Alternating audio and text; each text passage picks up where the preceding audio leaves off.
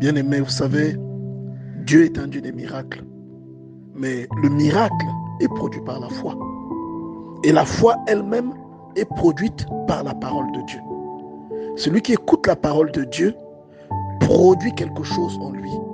Et cette chose-là, cette hormone-là qui est produite par cette parole, par l'écoute de cette parole, suscite la foi. Et la foi ouvre la porte à un miracle, à quelque chose d'impressionnant. Lorsque nous disons dans nos prières, Seigneur, j'ai foi en toi, j'ai confiance en toi, je sais que tu es là pour moi. Ce sont des paroles que nous disons. Et certains d'entre nous, en fait, essaient de se convaincre que ce qu'ils disent est vrai. Et malheureusement, pour ceux qui ne sont pas honnêtes dans leur confession ou dans leur prière, Dieu a un moyen imparable de peser notre âme et notre conviction. Donc tu vas lui dire, Seigneur, je crois en toi. Mais qu'est-ce qu'il va faire pour savoir que ce que tu dis est vrai? Il va emmener une épreuve dans ta vie. Il va te mettre devant une épreuve pour voir comment tu vas réagir. Est-ce que réellement tu crois en lui? C'est simple.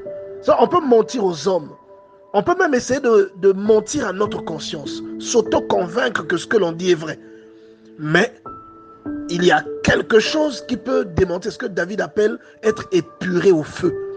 Tu vois, comme de l'or. Des fois, nous n'avançons pas parce que nous n'avons pas assez de foi. Lorsque nous prions, nous pensons que Dieu va nous exaucer, mais nous ne le croyons pas à l'intérieur de nous. C'est là que vient la différence entre un chrétien qui a la foi et un chrétien qui sait que Dieu existe et qui fait des prières. Je ne sais pas quel degré de parole il avait avalé, Josué, mais il a bloqué l'axe de rotation. Il a déclaré la parole. Il a dit au soleil, il a menacé le soleil, il a dit arrête-toi sur Gabaon. Et il a dit à la lune, toi arrête-toi sur Ajalon. Et la lune et le soleil lui ont obéi. La terre lui a obéi. La terre a arrêté de tourner. Oh, bien-aimé, si tu as cette foi, quel que soit le problème de ta vie, tu peux arrêter ce problème. Tu peux bloquer ce problème. La valeur de ce que l'on vous offre dépend du prix que la personne a payé pour obtenir ce qu'il vous a offert. Vous voyez? On peut vous offrir une maison. La maison là ne peut jamais remplacer la vie d'une personne que vous avez perdue. Des vêtements, des habits, des voyages, ça ne remplacera jamais la vie d'un enfant, d'un frère, d'une soeur, d'un parent que vous avez perdu. Jamais ça ne remplacera cela.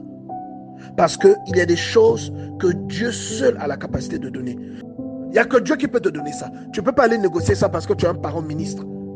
Tu ne peux pas aller négocier ça parce que tu es le fils d'un président de la République. Tu ne peux pas négocier ça parce que tu es un directeur. Mais c'est quelque chose que Dieu seul peut t'octroyer. Dieu seul peut t'offrir. C'est la chose la plus importante dans la vie d'une personne. Donc les Seigneur, j'ai confiance, j'ai foi. Les prières mitraillettes que nous faisons là, Dieu a un seul moyen. Il va permettre que l'épreuve arrive. Ce n'est pas lui l'auteur, c'est le diable qui va aller te réclamer pour dire laisse-moi le tenter, comme il a fait avec Job. Dieu va permettre. C'est ton attitude dans l'épreuve qui démontrera réellement si tu as foi en Dieu ou pas.